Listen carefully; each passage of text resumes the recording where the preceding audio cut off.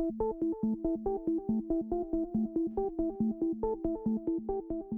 it's been a few months since the last Vanishing Bangkok video, but we're back exploring the changing face of our city. Whatever's vanished or is in the process of vanishing, we're going to document it right here. So what have we got in this episode? Well, we're looking at nightclubs, hotels, tram lines, business districts, old cinemas, and one place you definitely wouldn't have wanted to do any hard time, that is the old Bangkok prison. So welcome to Vanishing Bangkok, part 5.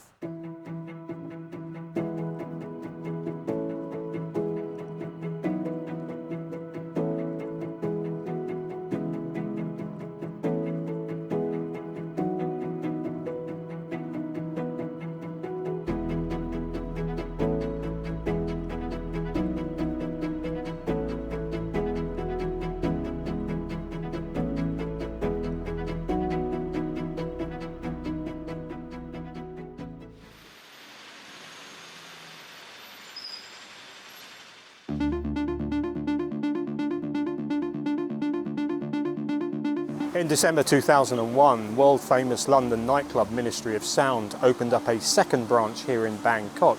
It only lasted 13 months, so how could a world-renowned superclub and global brand fail here in Bangkok? Well, I've got a long list of reasons why.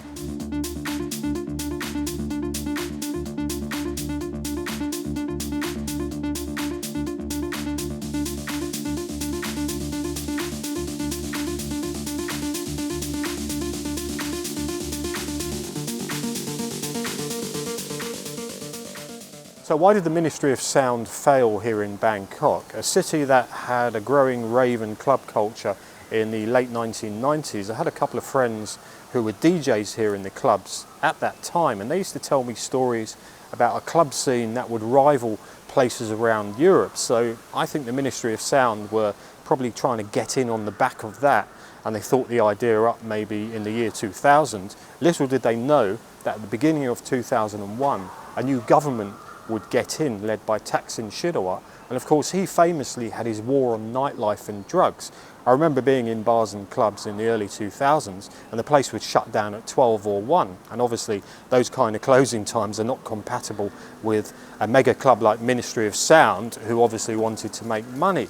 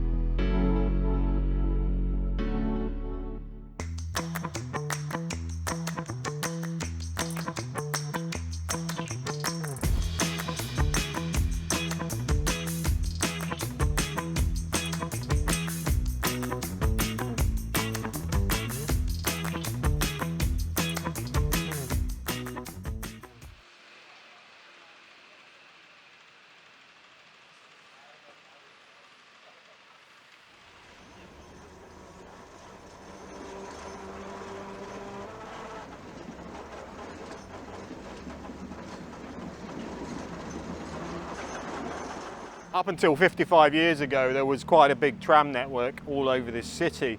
And here on Rachini Road, just round the corner from the Grand Palace and the Ministry of Defence, they're doing a few road works and they've unearthed these old tram tracks. So this is a bit of history, and I thought I'd get in here before they cover it back up. So this is quite a rare thing, and a lot of people assume that a lot of these tracks were actually taken up when the tram system was shut down in 1968. And the reason why they shut the tram system down was because basically they were getting in the way of all the cars, and car ownership had increased so much in the 50s and 60s that they had the first idea for the SkyTrain in 1964, and that was the idea, was to replace the tram system with a new SkyTrain network, which didn't come along, of course, until 1999. So this is a piece of history that will vanish once again when they fill the road up.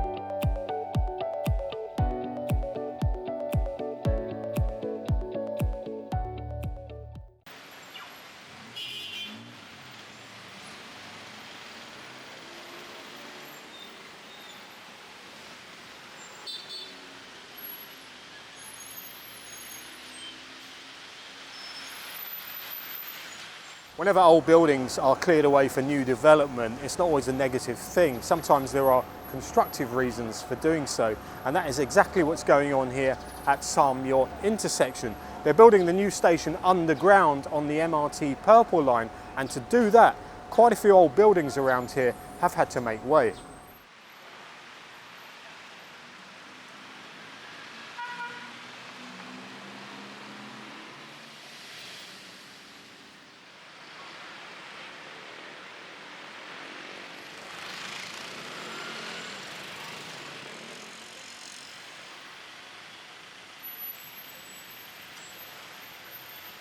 Well, as if there wasn't enough destruction around here when they built the MRT Blue Line station about 7-8 years ago.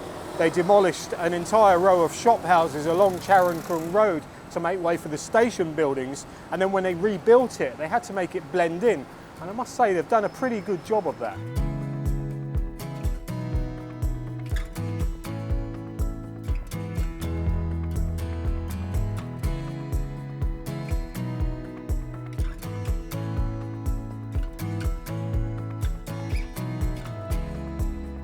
On the corner just behind me used to be the very imposing concrete monstrosity that was the Burapha Hotel, and the building was empty for quite a few years before it was dismantled recently.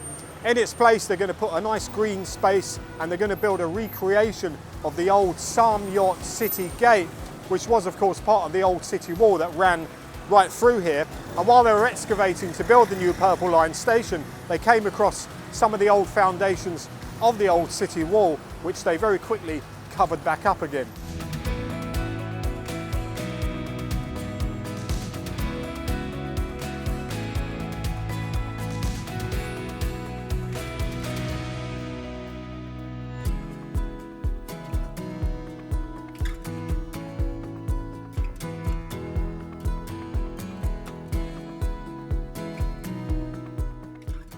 Just down the road from Sukhumvit intersection is the relative peace and quiet of Romaninat Gardens, and this sits on the old Klong Prem Prison.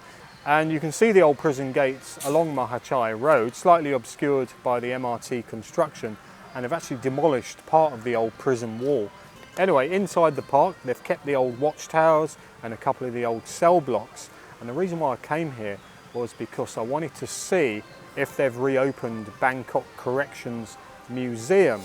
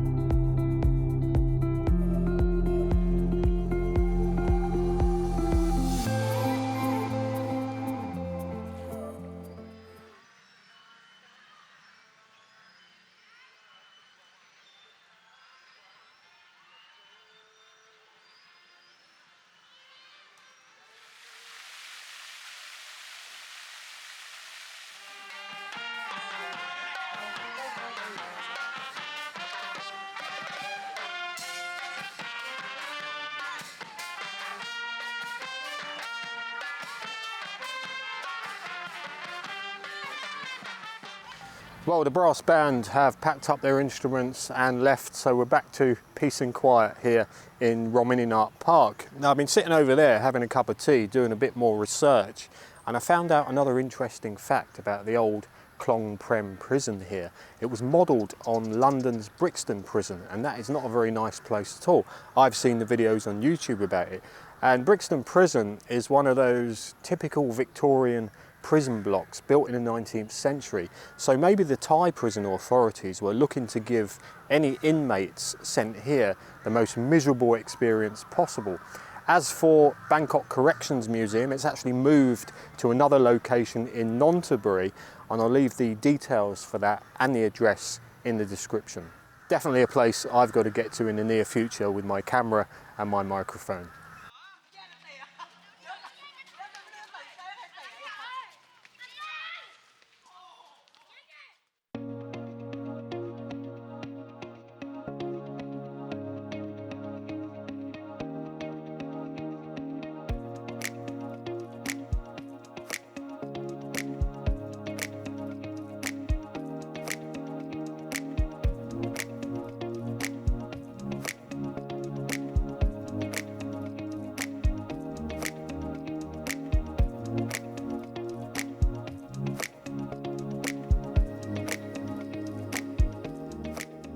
Here in Phrom Phong, you've got three major shopping malls, all owned by the same company, within 500 metres of each other, which is kind of bizarre, but whatever turns you on. Anyway, these major malls all offer amazingly high-class cinemas, but if we wind back the clock, say 40 years, what choice of movie theatre would you have had if you wanted to see the latest blockbuster around here? Well, there were three choices. In the 1960s, the economy was booming. There was a lot of foreign investment going on. Tourism was starting to pick up, and we were in the midst of a major wave of modernisation, not just here in Bangkok, but all over the country.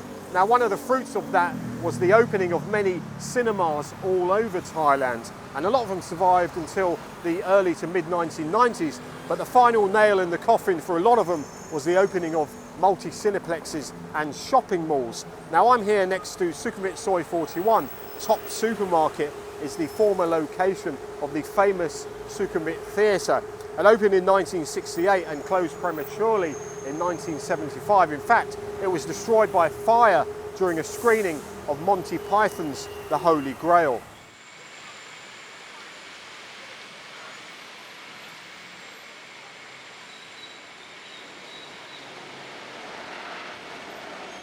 I'm outside the Villa supermarket here in Phrom Phong, and this describes itself as the original expat supermarket, opened in 1974, but the building itself does have history that goes back a little further. During the time of the Vietnam War, it was the Villa Club, which was for US military officers to come and have a drink and discuss secrets of whatever was going on within the CIA or the Vietnam War, say no more. It was also home to the Villa Theatre. And in this photo, you can see the entrance was just to the right-hand side of Villa. And if you walk down the street a little bit, you'll see the old cinema building that housed the actual theatre. That's now a car park. And then round the corner from that, there was a Blockbuster Video in that shop on the corner for many, many years. Anything else worth looking at around here? Oh yeah, the Laughing Tiger. Great pub, great food, great place to grab a cold beer.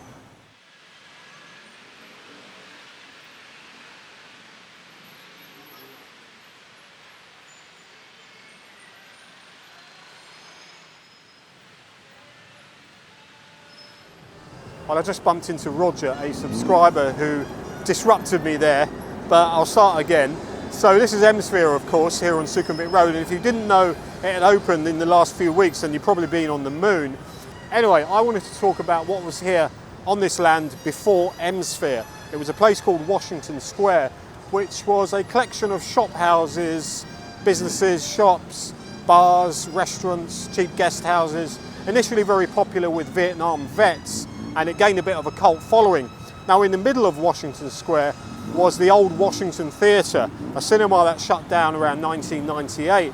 And after it shut, it became the very popular Mambo Cabaret. And in its final years, it was the Sportsman, which then moved over to Sukhumvit Soi 13.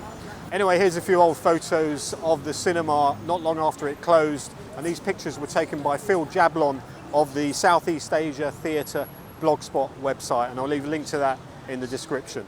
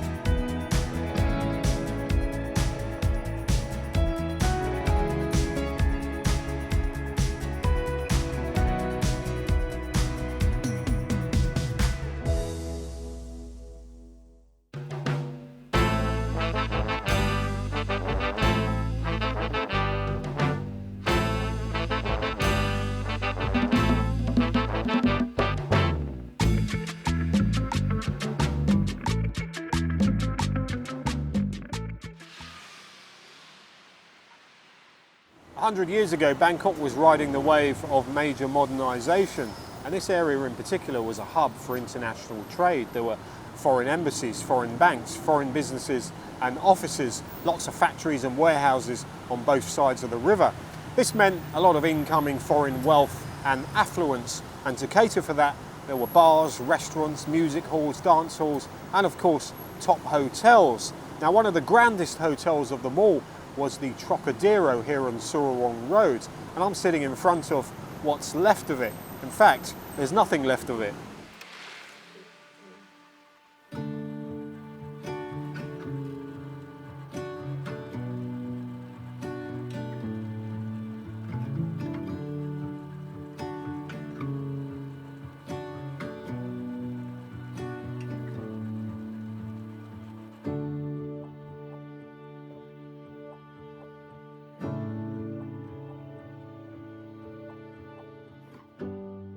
The Trocadero opened in 1927 to great fanfare and was demolished just short of its centenary back in 2018.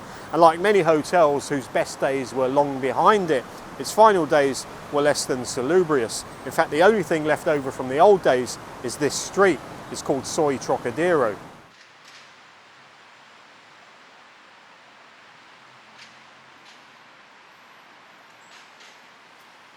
Across the road, opposite the Trocadero Hotel, was another interestingly designed structure, the Thailand building, which held the headquarters of the Norwegian shipping company, as well as offices for Air India and Pan Am Airlines.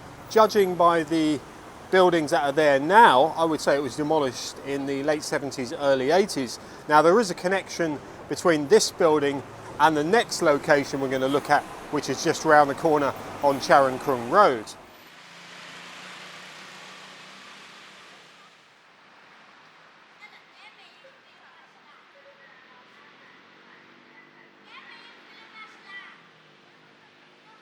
The Gems Tower sits on the former location of the Princess Hotel, which opened here in 1949, and the connection this hotel had with the Thailand building is that the Pan Am Airlines flight crew had their own facilities at the hotel, and the Princess Hotel became a bit of a historical milestone. The lady who started it went on and founded the Dusit Hotels Group, and that all started, of course, with the opening of the Dusit Thani Hotel just up the road in Ceylon back in 1970.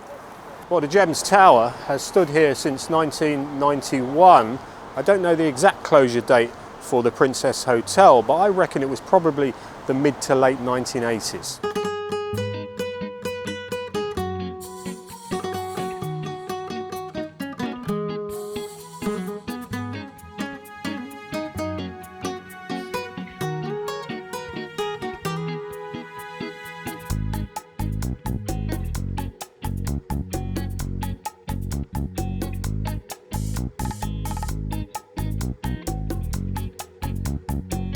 From the 1930s to the 60s, this was the main central business district, and with the growing number of hotels, restaurants, businesses and offices came a nightlife scene that catered for all tastes and wallets. Places like the Bamboo Bar at the Oriental Hotel, the Starlight, the Oasis, the Champagne Room, the Garden Cafe, plus many more. There were lots of live music bars and clubs here, as well as a couple of Turkish baths and entertainment places thrown in for good measure.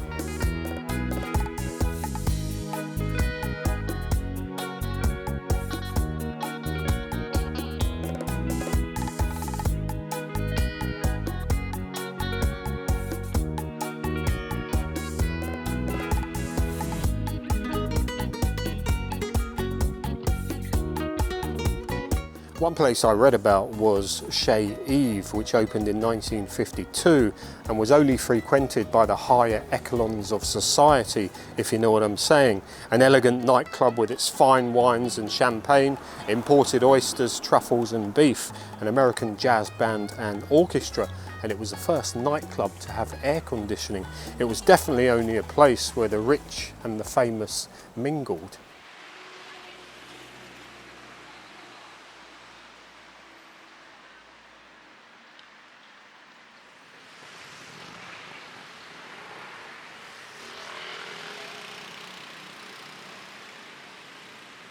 Well, nowadays it's mostly gem shops, silver shops, couple of weed shops, coffee shops, lots of traffic noise. I'll leave you with the famous words of George Orwell: there ain't much nightlife going on around here. George Orwell from Newcastle, by the way, not the 1984 guy.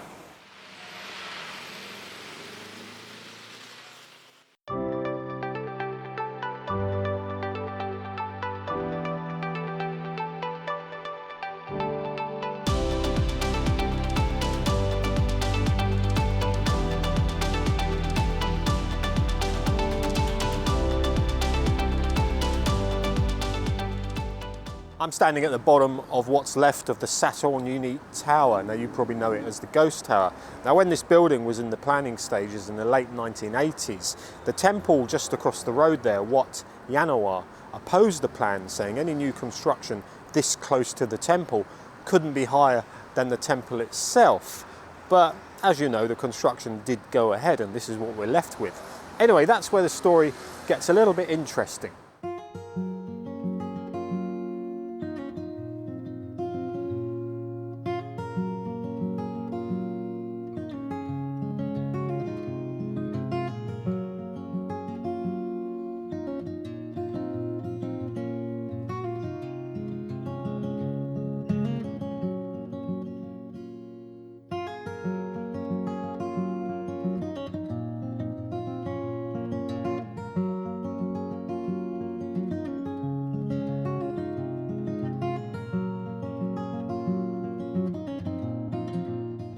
Well, as you can see, the only trace left over of Soi Wanglee is the old street sign, Charoen Krung 52. And 19 years ago, this was the scene of an outrageous eviction of one of the oldest Chinese communities in Bangkok. They played a significant role in Thai-Chinese trade in the early 19th century, and this was once the main port and customs area, and it was where the ancestors of many of the Chinese who settled here in Bang Rak originally arrived.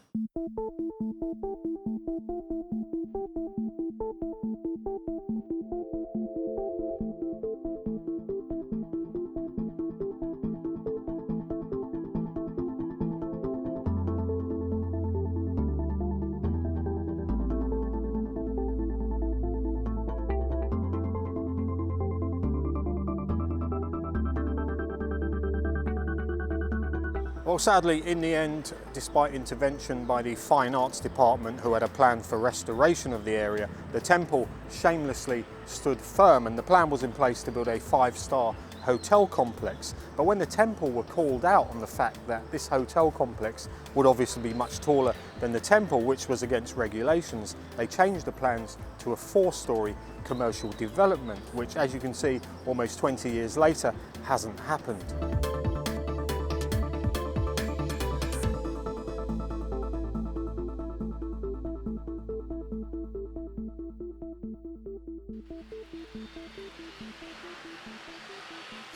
Well, the street was demolished, but they left the corner building standing for a while.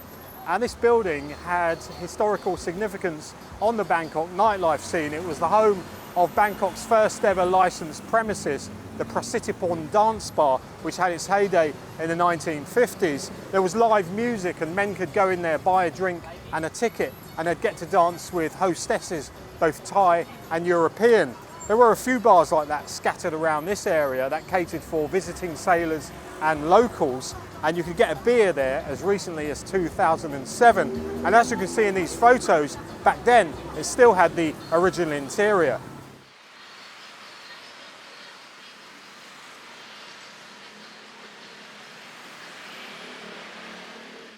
So that just about wraps up Vanishing Bangkok Part 5. I do hope you found it interesting, exciting, educational. Please do subscribe if you haven't already done so.